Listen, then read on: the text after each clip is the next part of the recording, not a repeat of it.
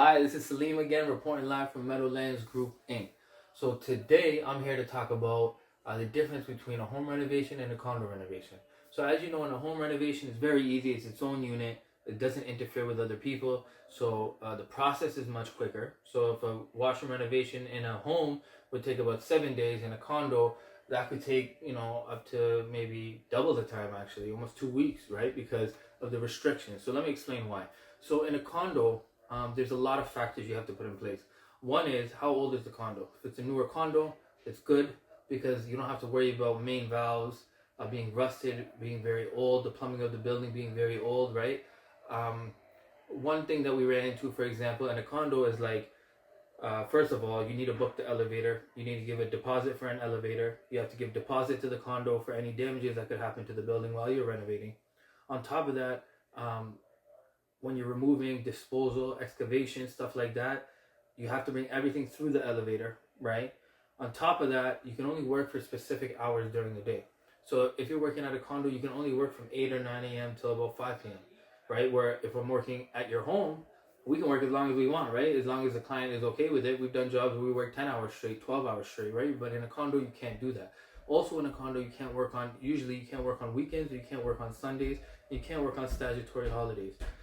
This also adds to the duration of the job, right? So if the job was originally supposed to take 7 business days, but now we're limited to only 8-hour days and we can't work on the weekends, you've now added all that extra time. It all accumulates and it all adds up. So that's why when you're getting quotes from contractors, a lot of contractors that aren't ready for it, they stay away from condos because they know the headache that comes with it.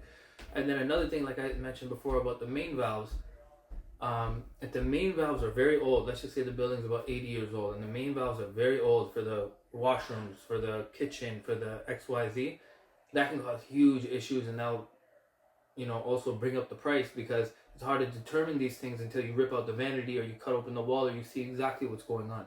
Now, if the valves don't work and they're very rusted and they're very old, then you'll need to shut off water for basically however many floors, depending on how old the building is. One building we did, we had to shut off water for 9 floors, had to call a licensed plumber in. He had to do all the work, set up the new main valves and everything like that, and then boom, also get the water back running for the 9 floors again. But again, we had no idea until we removed the vanity. So that's another thing that adds into the time of condos, is that you don't know what you're gonna run into.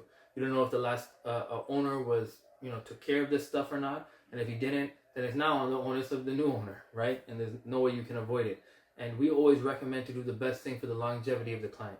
I know sometimes they may be limited to what they're spending or they have a certain budget, but it's always worth it to spend that extra dollar and get the right work done by licensed professionals that can guarantee you that you'll have no issue ever again. Thank you.